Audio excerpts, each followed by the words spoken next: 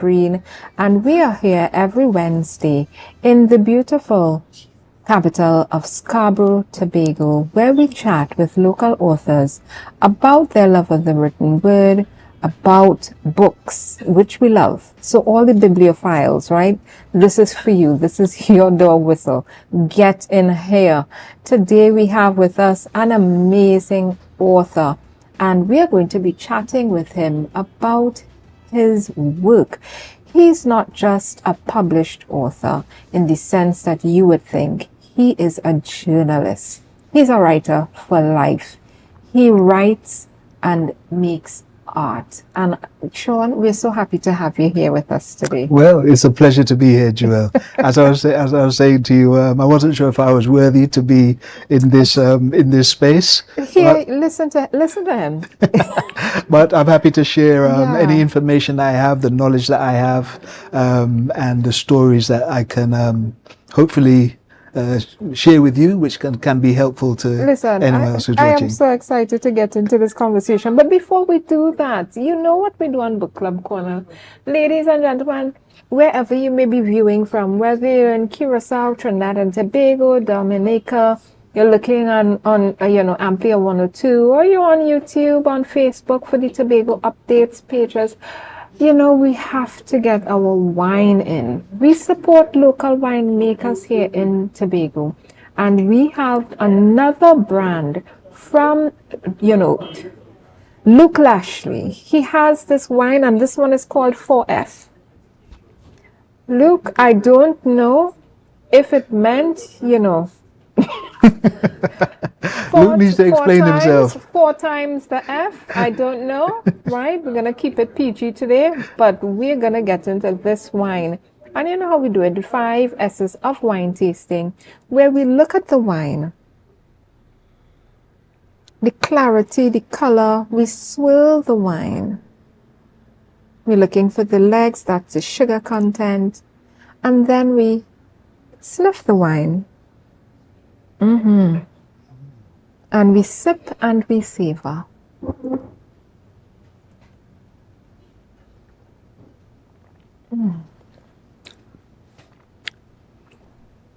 It's an impressive wine, I have to say. It's refreshing, definitely. It's what do they call it? Its aroma is enticing. The flavor is, I would say, medium sweet. You're right. But not too dry. And it's a good wine. The clarity is almost crystal clear, I would say. It's a good wine, so I congratulate the winemaker. This is from Luke Lashley. Thank you, Luke, so much for this Luke. wine. Cheers to you. Listen, Christmas is coming up. Get your local wines. I know people are soaking their fruits already. Get your wines to soak your fruits or your rums. You make a delicious liqueur. Don't think I forgot. I had a birthday lime and you brought the sorrel liqueur. No, it was sorrel liqueur. Oh yeah, for true, yes. Let me tell you, Shaun had all the ladies. Who make this? Who make this? Where the body go on? Where he is? Well, I have to confess that that was my debut in liqueur making. But it was that year I had a good crop of sorrel, but since then the sorrel cultivation hasn't been happening. It's true, and you're barely seeing it out there anyway. It's true. Something is going on with the sorrel, and that's a hibiscus. They're susceptible to mealybugs and those kind of things. So I think something may be going on there. But you vaulted me into making a liqueur. I don't know if you remember. I made a citrus liqueur. Yes. I called you on the phone, Shaun. Give me the recipe. Oh yes. and while you were talking, I was there cutting up the fruits and doing. We won't sell out the recipe. If you wanted, get on to Shaun and let him tell you what the recipe is, right? But we're going on a quick break. When we come back, we are going to get into what is known as the Windrush generation, right? I don't know if you all know about that or have heard about it, but we're going to get into it. We're going on a quick break. There's so much good stuff to talk about today. You don't want to miss this episode of Book Club Corner. Trust me. Don't go far. Get your drinks and your snacks and come right back. See you in a few minutes. Cheers. This is scandalous, man. Man drinking wine at Attention 11 members, o'clock in the now morning. triple your dividend payment with no increase in your existing loan payment. Don't miss out on this incredible opportunity to boost your dividends effectively. Whether you're planning a vacation or simply looking to maximize your savings, we've got you covered. Call us today at 639-8226 or 631-1336. Message us on Facebook for more information. Hurry, this offer won't last long. Bethel Credit Union, because we see you at BCU.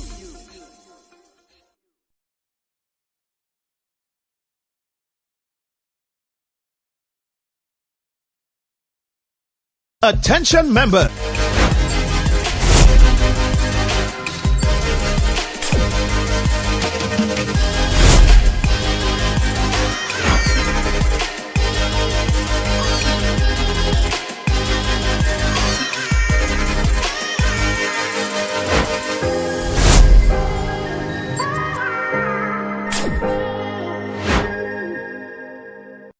Tobago, your voice matters. UX and standard listen. The TGIS sale is back, up to 75% off store-wide. Washers from $1,249. Stoves from $1,299. Fridges from $1,999. Patio set from $1,999. And up to 35% off Samsung and LG TVs. Plus a daily magic hour with even more savings. Follow standards on social media for the inside scoop. October 25th to the 30th only.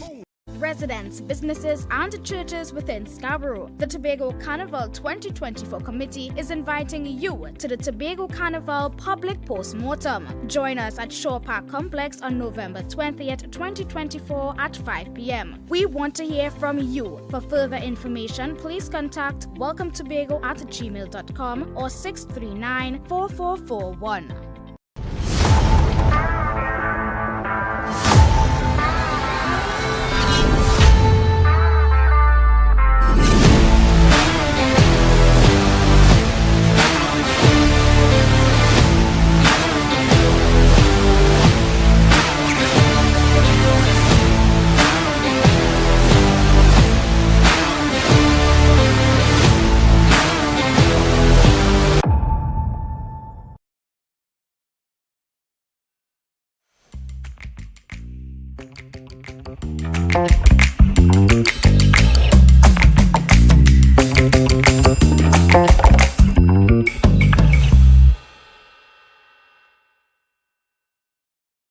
With let me tell you, the prolific and the giant of a man, Shaun Biggart-Hutchinson, and we're talking to him today about all his journalistic adventures.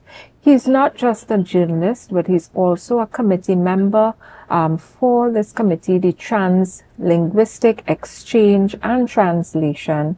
He's a contributor at the Trinidad and Tobago Newsday, at the Trinidad and Tobago Guardian. He's also the editor at the Tobago Writers Guild Publishing House Limited. He's a writer at Caribou, did I say that correct? Correct. Environmental News Network, and he's an editor with Util Duncan Publishing, and she was here with us last week. So let me tell you, and this isn't all of it, huh?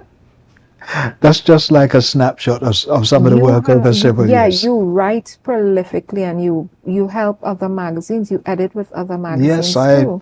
I've been known to edit a blog, the Caribbean Empowerment blog. I'm an arts correspondent and deputy editor for New Black Magazine. Yes, I saw blog, that. which I've been. But New Black Magazine, I've been the arts correspondent for maybe 10 years.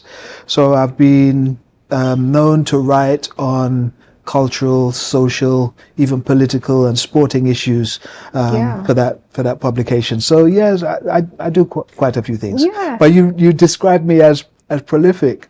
I'm proud of what I've achieved and what I do. Yes. But I'm not necessarily a prolific writer. And it's important to say this as a journalist. Journalists have to write. Those who are in print journalism, those who write, because there's also broadcast journalism. But in terms of the written word, speed is important, content is important, and substance is important. But it's not necessarily the volume that is the most important thing. This is my opinion on the question of journalism. Accuracy, importance, capturing the story, reporting on the story is the most important thing. And in terms of my writing, my journalism, I focus more on reflective writing rather than on the spot, day-to-day reporting and journalism. So just in case people expect to see encyclopedias of my work somewhere, or volumes of my work somewhere. Let me tell you, you write widely. Right. That's what I like about your work. And, you know, I'm always encouraging you to put a book together, right? You know me, I'm always like, Shaun, when are you going to do that book? Shaun, when is our book coming out? And so I'm like, well, that's a nice idea. I'd have to think about it. Yeah, well, you see, Joel, I'm a humble brother. I'm a humble brother. And when I read or hear of or see published like compendiums or anthologies of the work of writers, I don't put myself in that category. Yeah, This really? is just my own like humility, you might say. So I do write, and I have published both here in Tobago, in Trinidad, and in London. But I don't see myself as at that level of some of these published journalists who have anthologies of their work. Not that I'm lacking in any confidence about myself, but I just do the work. I just do the writing. I write. Keep your head down and do it. Right.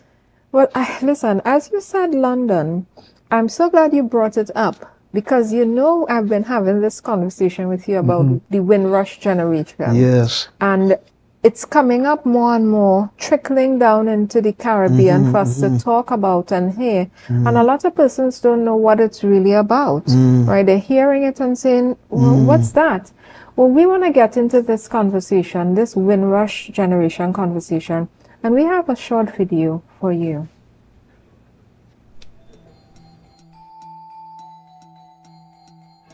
They've come to seek work in Britain and are ready and willing to do any kind of job that will help the motherland along the road to prosperity. The relationship between this country and the West Indies and Caribbean is inextricable.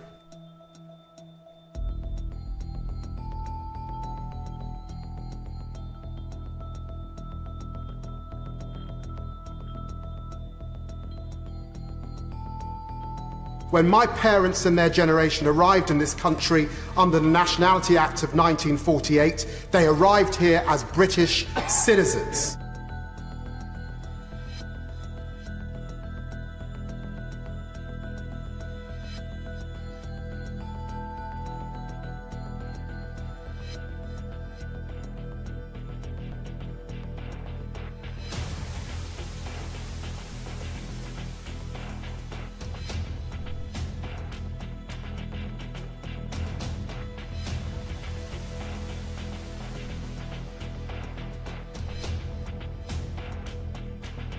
Thousands of British men and women denied their rights in this country under her watch in the Home Office. Can she tell the House how many have been denied health under the National Health Service? How many have denied pensions? How many have lost their job?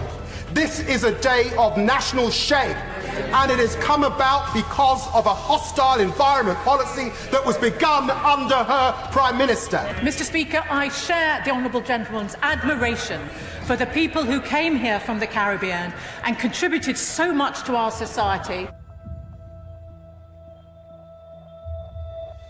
I want to apologise to you today because we are genuinely sorry for any anxiety that has been caused.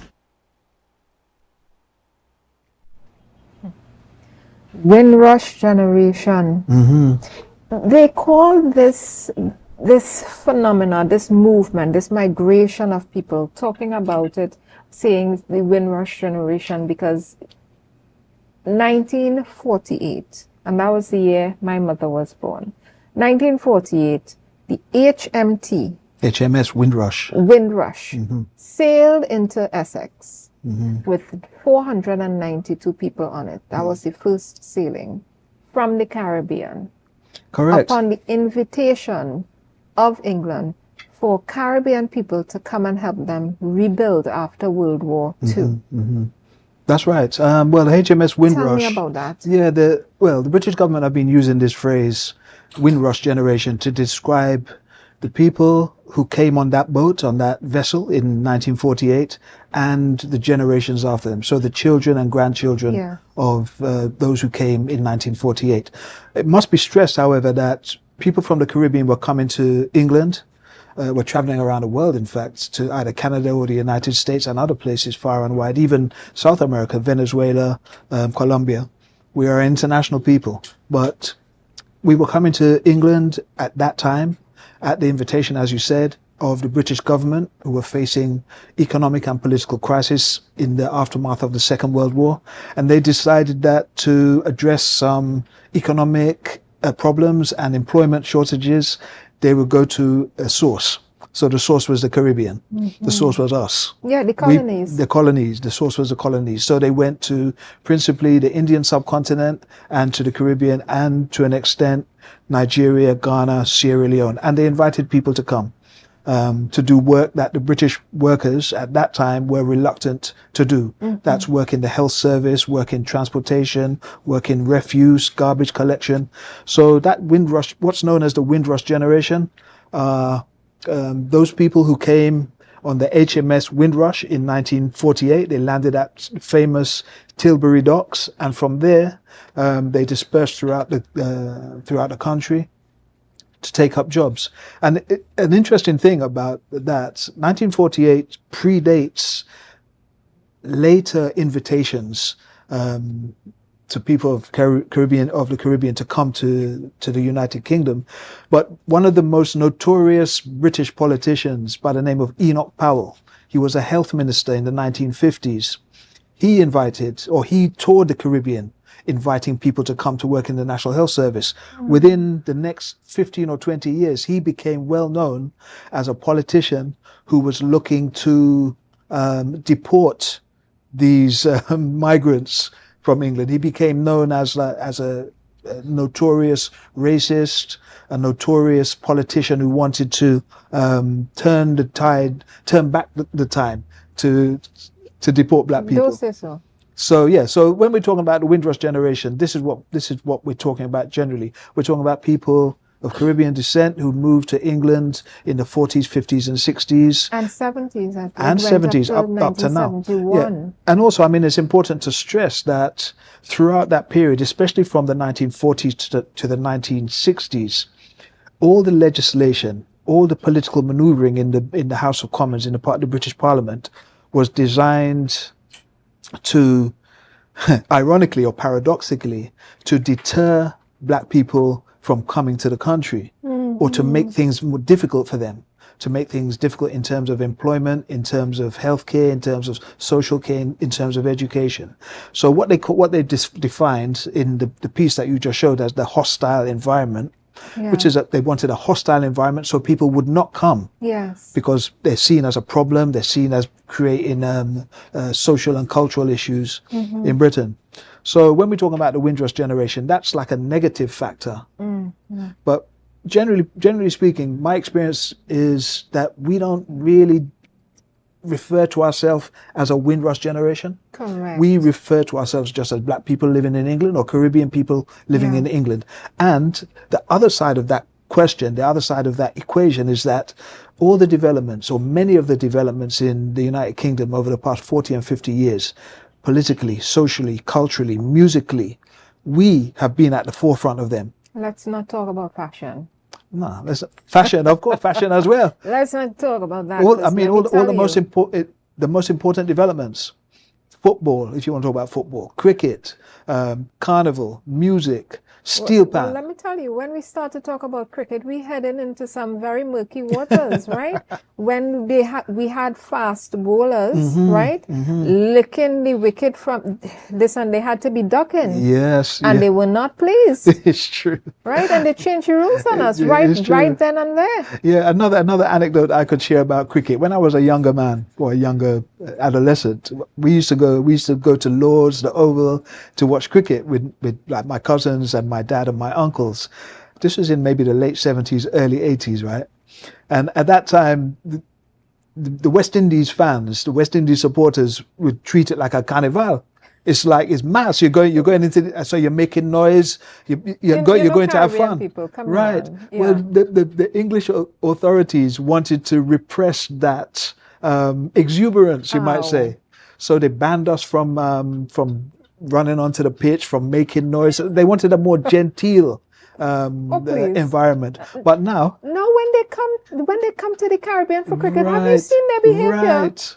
Listen, they have the best time ever. They in the party stand doing as they just say the dog and the puppy. Right? So it's ironic. It's ironic to look at the development of cricket and cricket support and cricket audiences. Yeah, that's one of the things that we brought to the table. Listen, y'all are probably sitting down here wondering, who is this guy? Shaun Biggart-Hutchinson. The name sounds familiar, right? And that's because he's the great-grandson of James Biggart.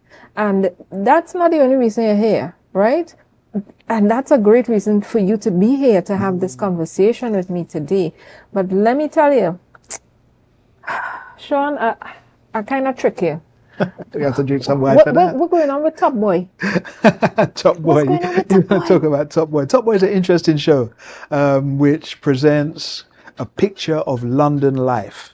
Yeah. Right. It's an interesting show. It's dramatic. It's well produced, well acted, interesting characters, great storyline. Listen, I'm a huge fan of Top Boy. Well, you remember when they killed off my star? I called you upset. I dial you one. I say, Shaun, you need to speak to your people.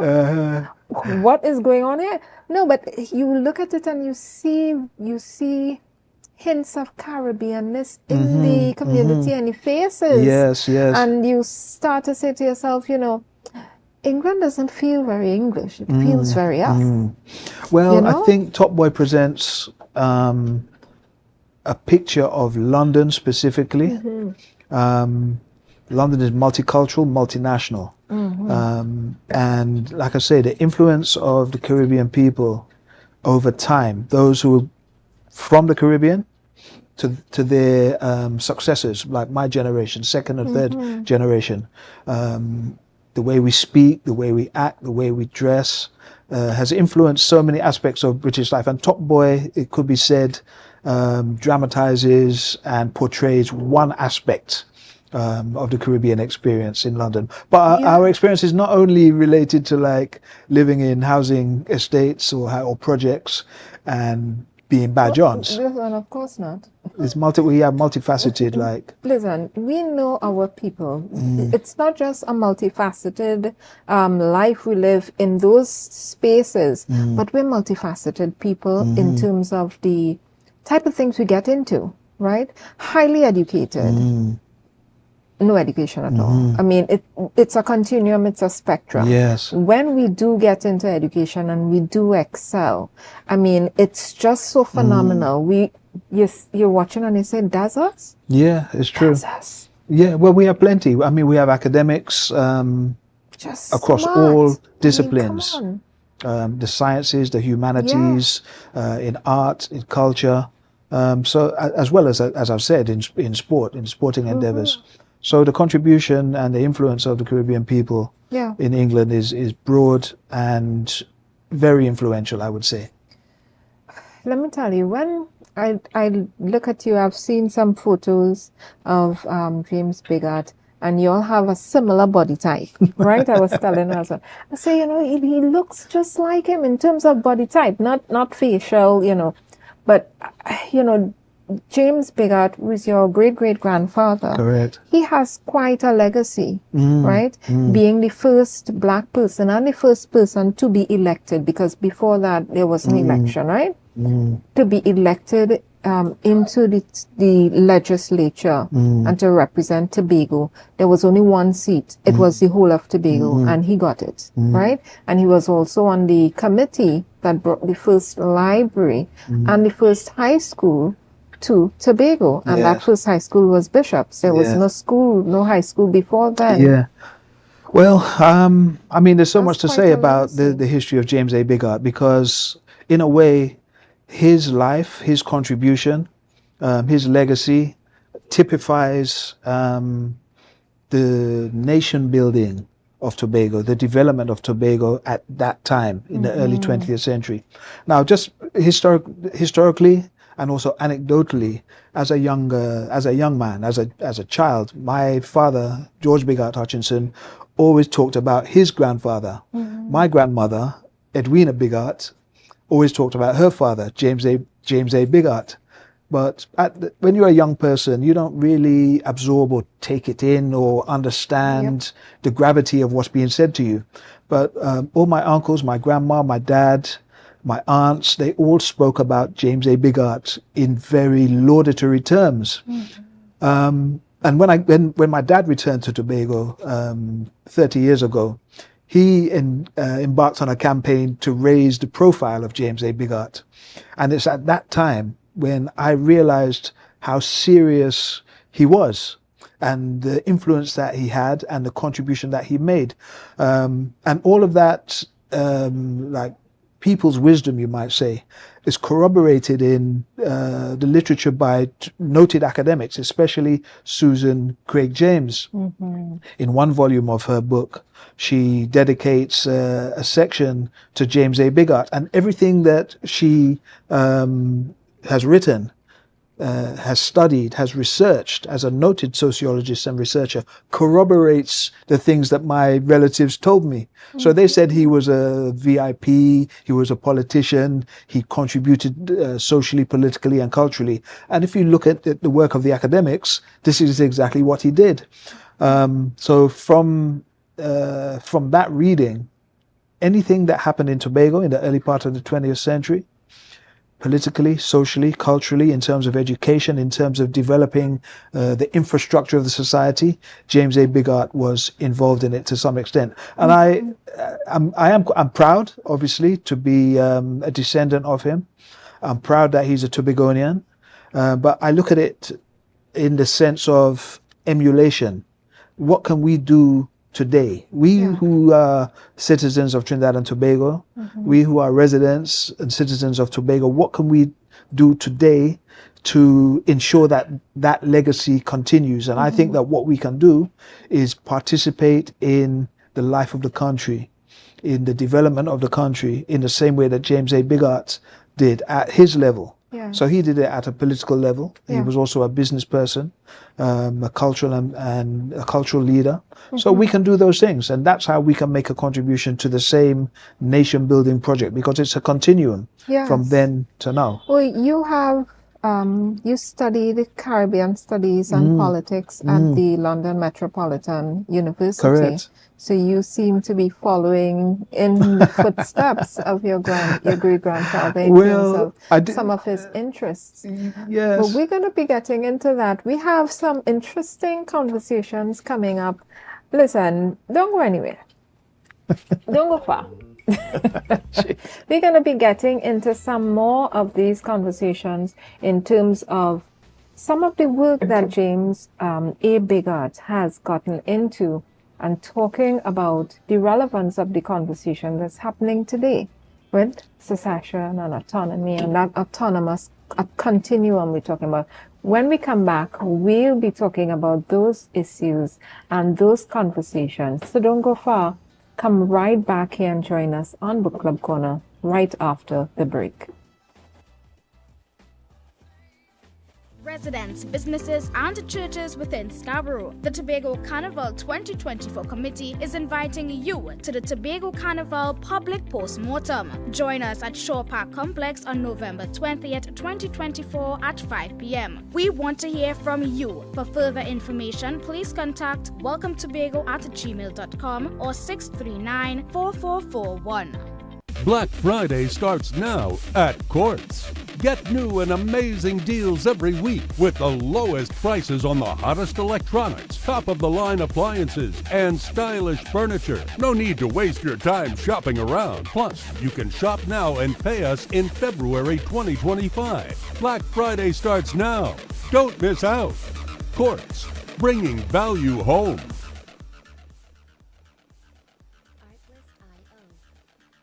Are you thinking about spending Christmas in Tobago? Well, call us at Thorns Place. We are located at the hills of Scarborough, 5 minutes away from the port, with rooms starting at 200 TT. Call us now at 745-7306 or 682-8676. Follow us on Facebook. Check us out on Instagram. Message us on WhatsApp at Thorns Place. Your Christmas in Tobago will be even more special. Get ready for Tobago Starquest Next Level 2024. Join us for an unforgettable night of talent and excitement as Tobago Starquest, in collaboration with Tobago Updates, presents the first semi-final on Thursday, November 14th, 2024, and the second semi-final on November 28th, 2024 at 7 p.m. at the Shore Park Complex. Celebrate the incredible talent from across Tobago's communities and witness a showcase like no other. Admission is just $50. Don't miss your chance to support the stars of tomorrow. See you there.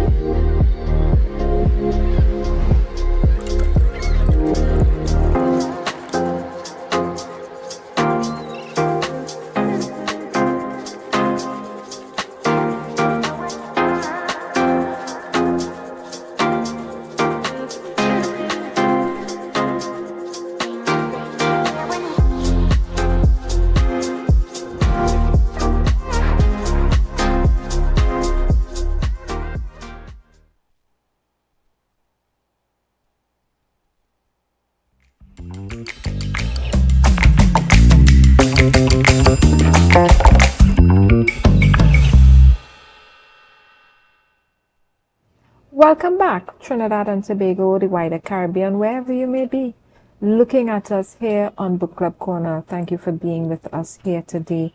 We are here chatting with a journalist, a writer, a politically minded individual, as well as a self-proclaimed anti-imperialist, right?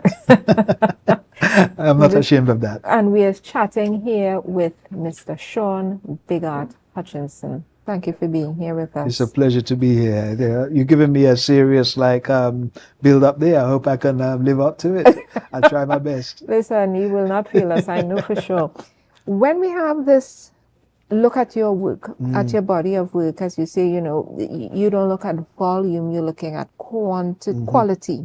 And I was saying to myself, you know, when I read your articles, I know this is Shaun. If even they were to hide your name, I know it is Shaun. Right. Yeah, there's a certain flavor and flow to it, right? Very punchy, very rhythmic and descriptive. Right. Yes. And some of the words that you use to describe are what I would term unusual words, right? You're the first one I heard with the word bucolic. It was like bucolic.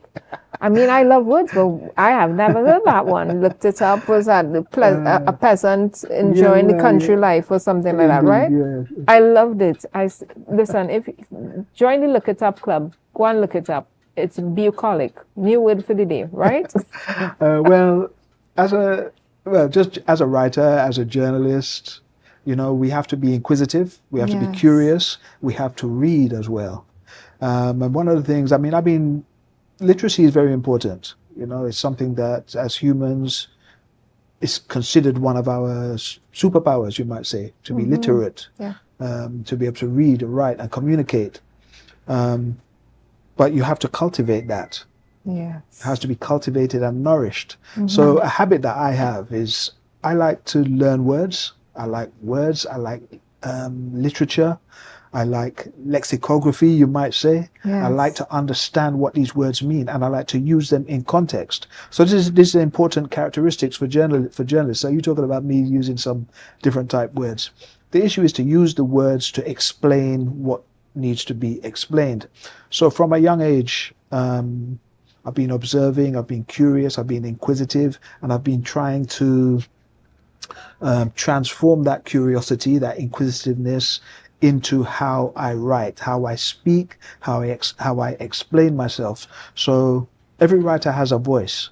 Every journalist has a voice, like a fingerprint or a personal characteristic. So one of the qualities, I think, of a good journalist, a good writer, is to be able to express themselves in writing, of course, but also to speak and write in a certain way, so their characteristics are manifest and are expressed. So that's how I try to do my writing. That's how I try to prepare my articles, prepare my feature stories, my interviews, my reviews, whatever it is I'm writing. I try to speak in my voice, to use words that are enlightening, that are interesting, and also which carry the story, which carry the tale. So that's what I try to do. I mean, in the world of journalism, I've been writing for a long time, many decades. I always wanted to be a journalist from a young person. I didn't necessarily know how to enter the profession. I entered it, and in effect, I entered it by accident. Really? It wasn't like a conscious decision to go and become a journalist, although I did have the aspiration to do it, but I always used to write. I used to write articles. I always used to explain myself in writing in very descriptive, like you say, in very descriptive ways. And through the contacts that I had, through the people I knew, I got the opportunity to write for newspapers, magazines, publications, newsletters, and that's how I began. And I'm not promoting this as a way to get into journalism, but I developed that experience, and after developing that experience, then I went and got qualified. Right. So I would advise people to get qualified at the beginning of the journey rather than at the end. I don't know if I 100% agree with that, because let me tell you what I have noticed. A lot of persons head first into the qualifications and then realize they don't want to be here. That's a good point. You know, so Yes. sometimes the ability to have a peek into what is going to, what your future will look like if you were to get into this profession or that profession helps us. Yeah, that's May true. save us some time and years and some, heartache, because education may be free up until high school, but it ain't free. No, definitely not. Right? Definitely So not. sometimes I think, that ability to be able to say, let me have a look and see what this looks like.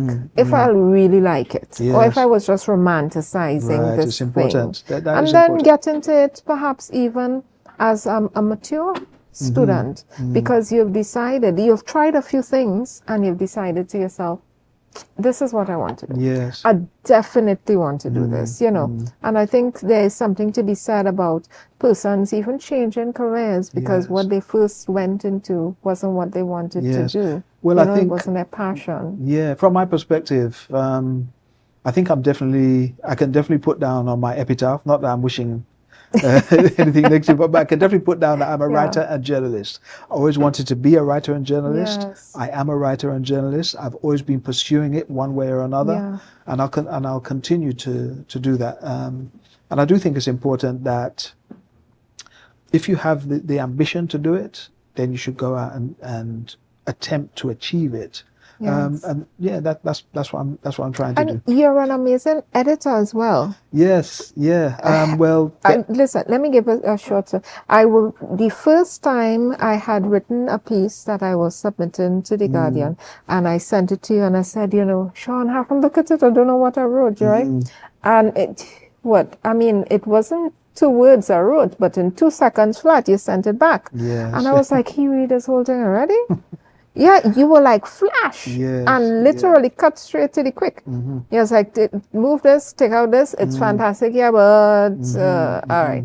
And I was like, okay, cool, and quick like that. And I, you know, as you're talking about journalism and writing, the ability to quickly see what the story needs, what the story has, and what it doesn't have, the holes. You know what I mean? And I think that is an admirable quality, and something, as you said, it's something that you nurture and will grow with you as you read. Yeah, I and think work. so. I think so. I think one thing as well to mention that's important in that context is that in the field of journalism, professional journalism, they have this is definitely, I'm not sure if they have it in the publications in TNT, but in the larger press, in the larger publications, they have sub-editors.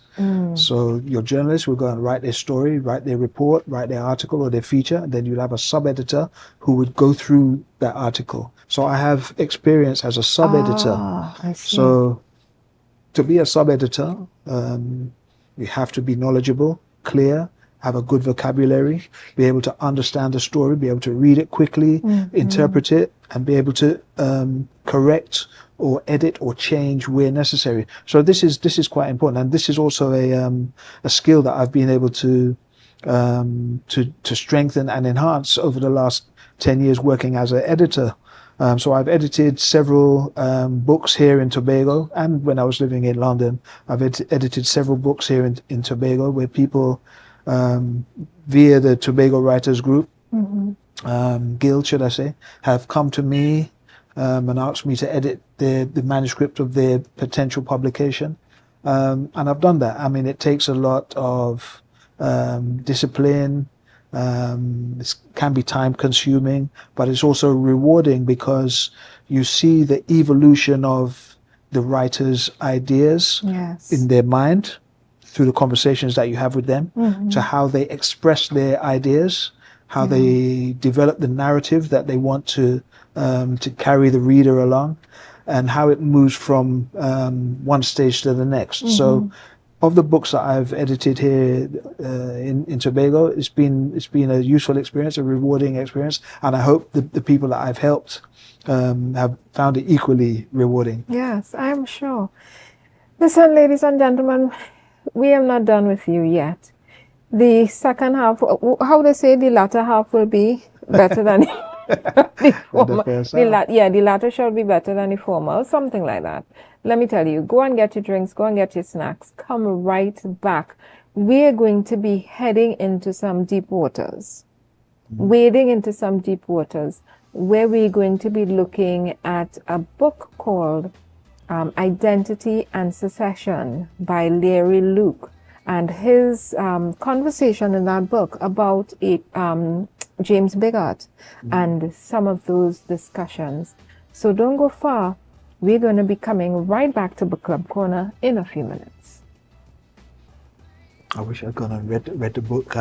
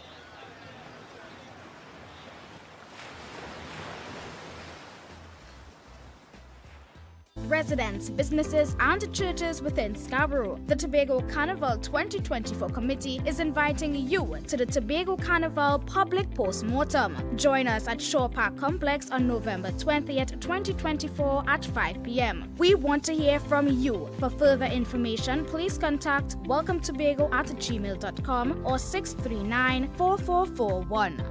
When the game is on, you don't want to miss the best moments.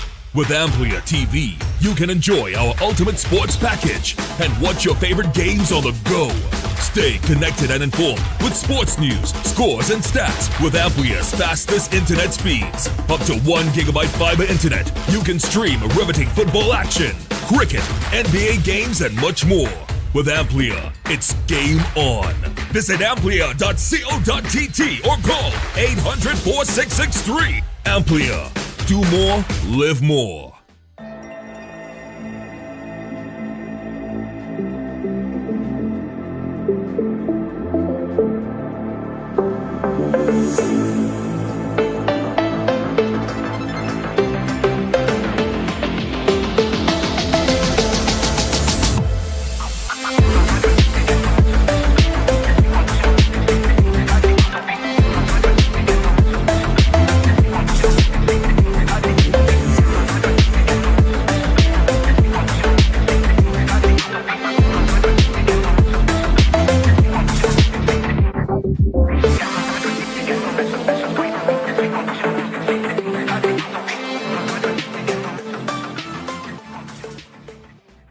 Get ready for Tobago Starquest Next Level 2024. Join us for an unforgettable night of talent and excitement as Tobago Starquest, in collaboration with Tobago Updates, presents the first semi-final on Thursday, November 14th, 2024, and the second semi-final on November 28th, 2024 at 7 p.m. at the Shaw Park Complex. Celebrate the incredible talent from across Tobago's communities and witness a showcase like no other. Admission is just $50. Don't miss your chance to support the stars of tomorrow. See you there.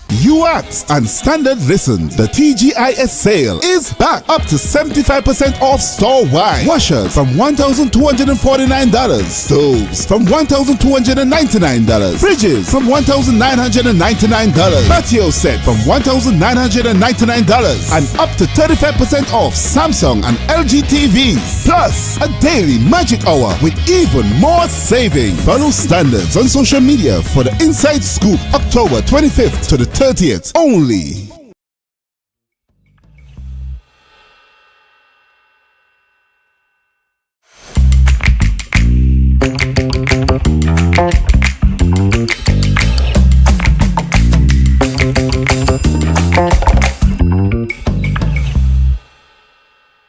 Welcome back to Book Club Corner, where every Wednesday we chat with another author, a publishing industry stakeholder, about their love of the written word, about books, and where the literary arts is going in the Caribbean.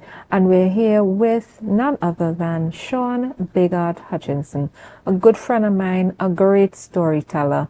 And we're getting into this conversation about James Biggart, right? One of Tobago's icons. And there's a book called Identity and Secession, Trinidad. I think it's Tobago versus Trinidad. And this is chronicling a time 1889 to 1980. And this book is by Larry Luke.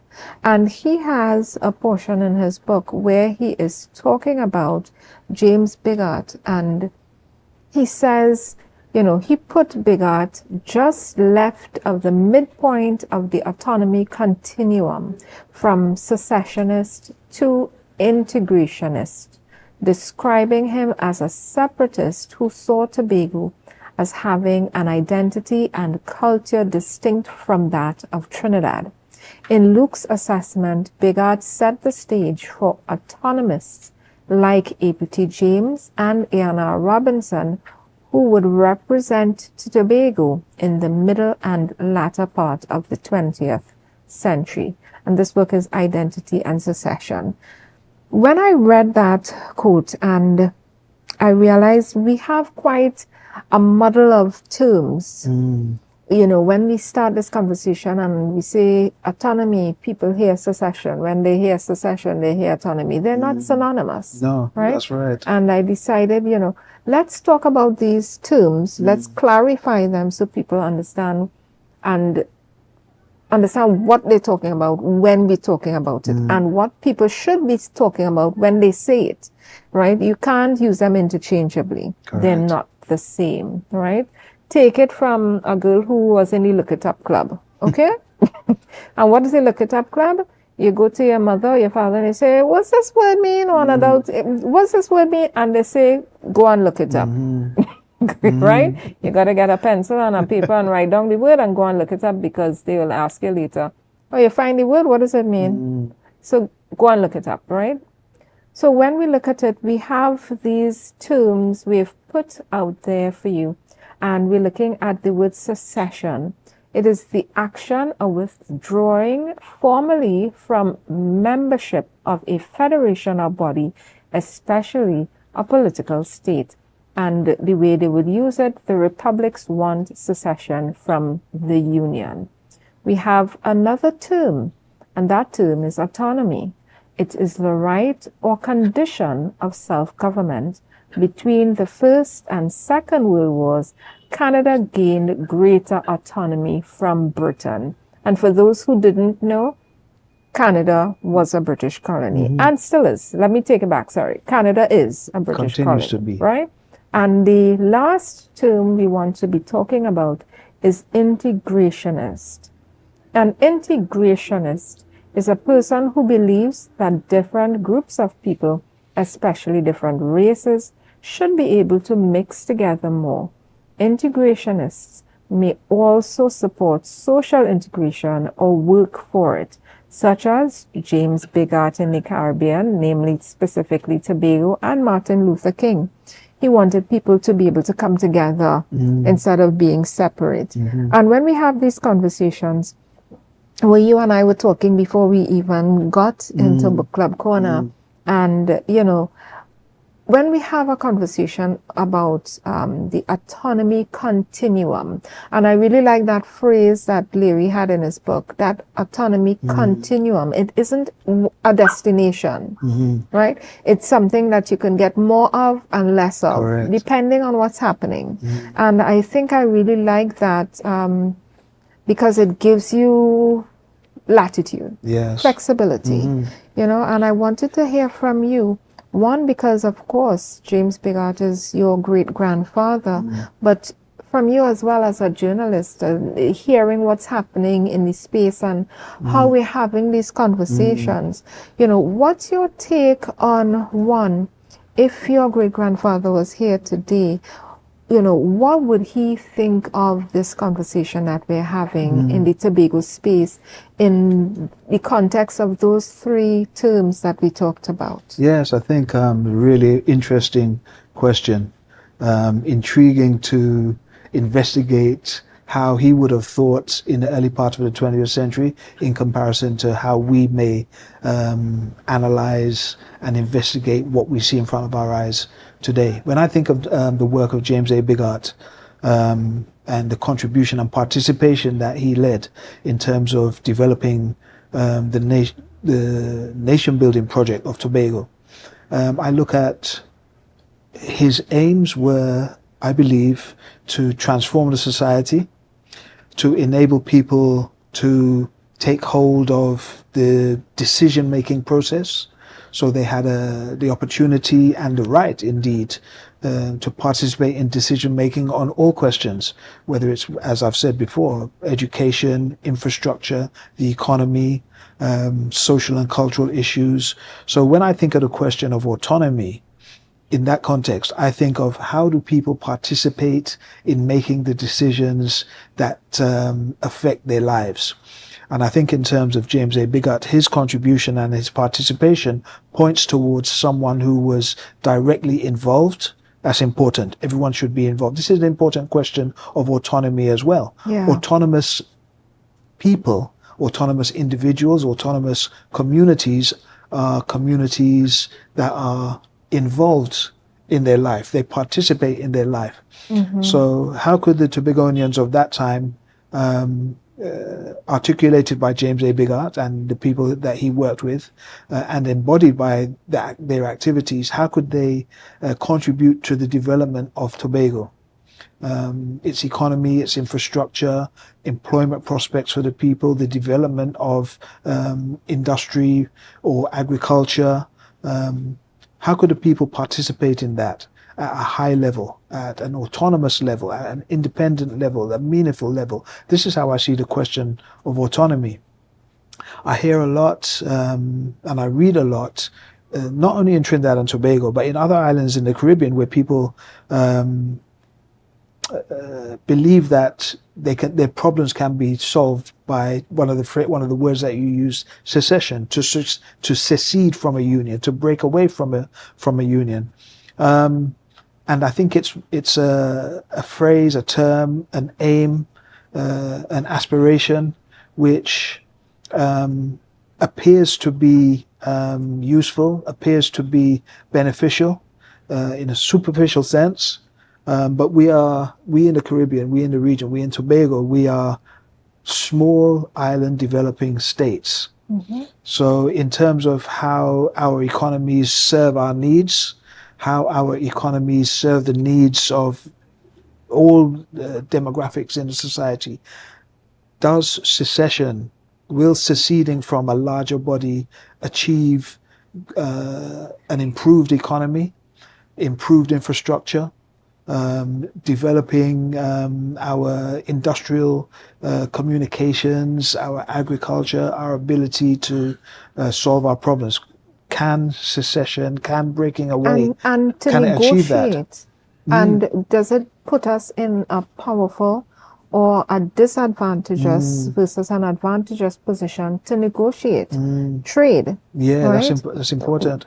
As a CARICOM trading bloc, right? And that what we're looking at all the English-speaking Caribbean islands coming together to be able to have conversations with the larger trading blocs, the Americas, right? North and South America, Central America, to be able to have conversations with them where they, we're dwarfed by their population, by their land space, and perhaps even by the amount of money that they have to spend on those things.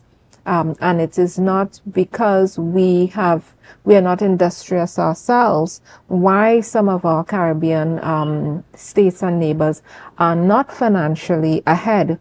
We have come from a disadvantageous position in terms of building other people up, and then they leave, right? Take the profit out of the Caribbean and left with it.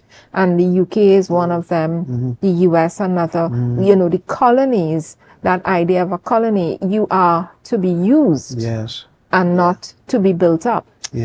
And that's why we have to look at ourselves and say, we aren't where we need to be, and we need to work towards that. And the union must work for all of us, as CARICOM must work for all of us. I think it's important to address the issues in that way. As has been mentioned, all of the islands in the Caribbean, whether the English-speaking islands, Dutch, French, Spanish-speaking islands, have very similar histories.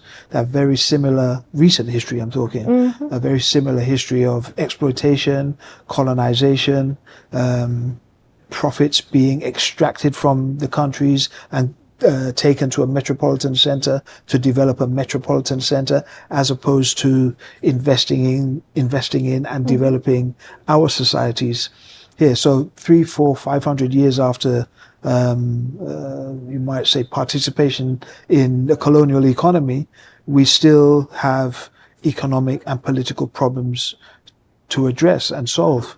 So on the question of how can we address these, like on a day-to-day basis, how can our society, how can our towns and our villages in Tobago or Trinidad or Barbados or St. Lucia, wherever we are in this region, how can our economies be transformed to serve our needs? And how can the economies of this region participate with, integrate with, collaborate with other economies, in order that there's some mutual benefit to the larger economies and to our economies. Yes. Because we are not industrialized societies, for example. Not nearly enough. We're not industrialized societies. Some of our neighbors may well be industrialized societies, but how can our resources be used to support those industrialized societies and vice versa? So there's some collaboration, some mutual benefit, and then everyone wins. I think this is an important question to broaden the debate about secession, economy, independence, integration.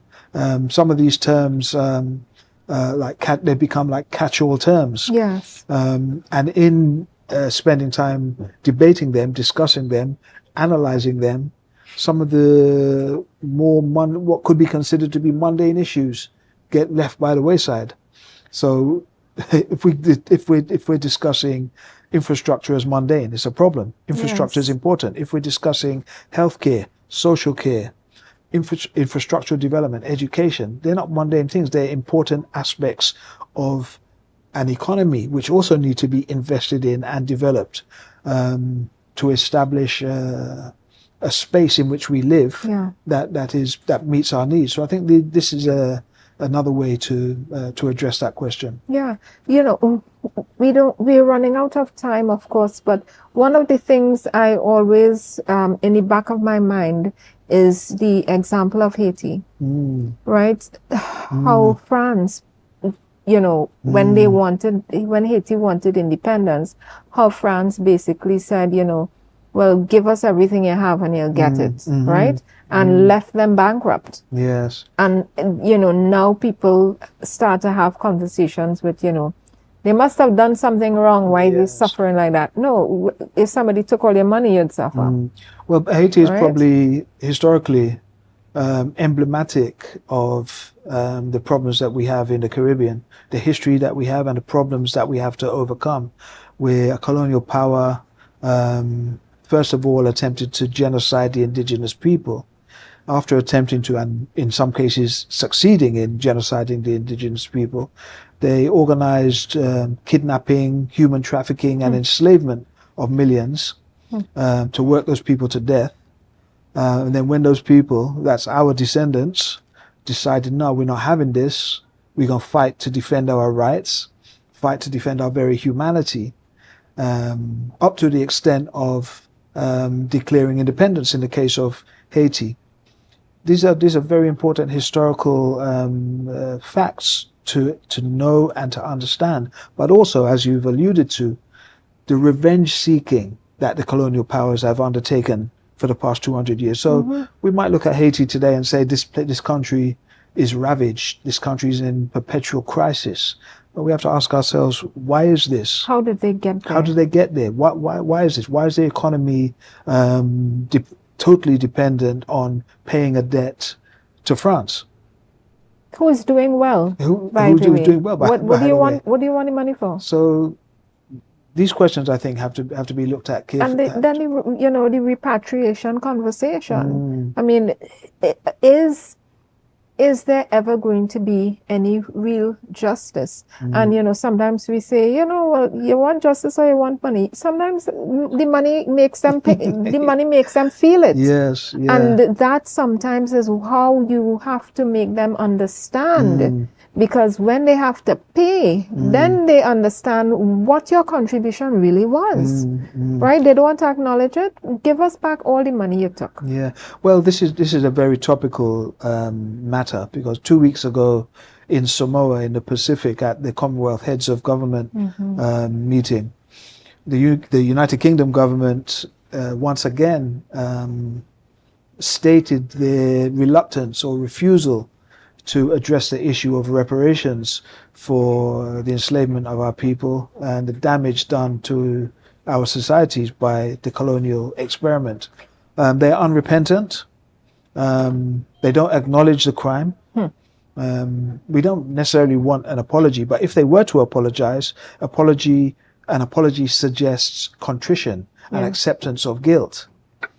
So we're not expecting them to do that, but it's nevertheless the whole question of reparations is an important stand to be taken, not only for Haiti but all the islands of the region. And there's precedent for it. And CARICOM has they have a they have a reparations committee, correct, to deal with it. And I love when I hear the Honorable Mia Motley, when she puts in her 2 cents to that topic. I sit back and say, get it, girl, get it. No disrespect, just get it. Listen, we're out of time, but before we go, we want to head quickly into the green room because we don't want to miss this insight we want to share with our authors and publishers. And today we're going to be talking about what is a query letter. A lot of persons ask me all the time.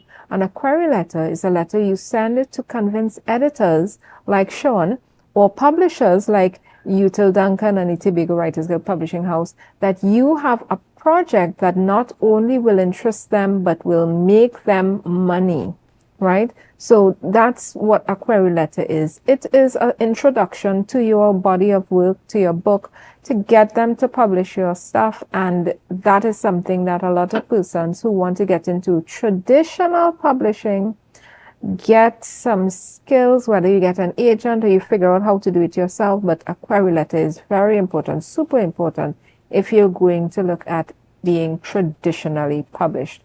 And we want to thank Mansa Enterprises for sponsoring the Green Room. This is a bookstore right there in Calder Hall in Tobago, and they don't just carry textbooks and stationery, but they also have local books. And as you look in that picture, you are seeing Mr.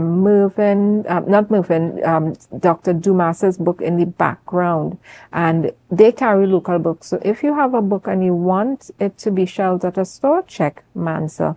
They offer you a $150 cash back through their store book voucher. So if you spend $500, you get back $150 in goods at the store. So get down to Mansa and spend all the cash you have and make sure you buy every book inside of there and make sure your literacy is tuned up to all.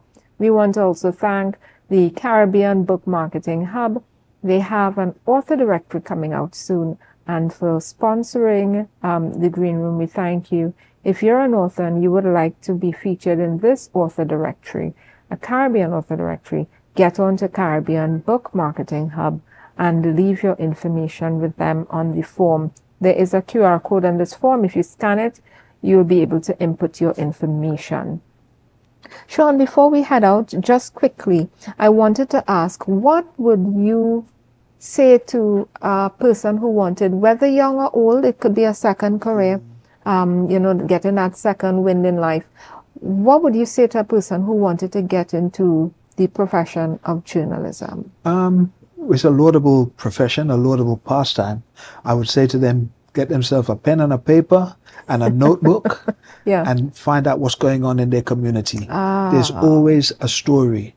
You live in a village, you live in a town, you live in a city. There's always a story. Who are the personalities in your local area? What's happening in terms of sports, in terms of your local representative? What do they have to say? What are the issues of concern in your area? Investigate them, write about them, speak to the people who are influential, who have their ears to the ground, quote them, report on them. That's the first thing to do. And keep writing. Always write. And read as well. Find out as much as you can about the world that we live in, the country that you live in, the locality that you're in. That's some basic advice I would give. Listen, as you were talking, I'm just hearing Listen, if you're in a community, Shaun's advice to you is to become a community news reporter. You get out there and journal what's happening in your community. You'll be shocked. They're probably going to be so happy to have you walking around saying what's happening here, what's happening here. Yeah, go in your community and start there. Whether you're young, old, this is a profession you want to get into later on in life, there's no age limit, okay? So what he's saying is that write, read daily, and get out there and do the work of a journalist. Get in your community and communities. This is something for you all to pick up as an autonomous project, right? You can start your own community news and maybe a newsletter. If you're in Lambo, Goodwood, Crown Point, you can have your own newsletters. I love that idea. Listen, before they take off the lights and put us out, we're going to be saying goodbye to you.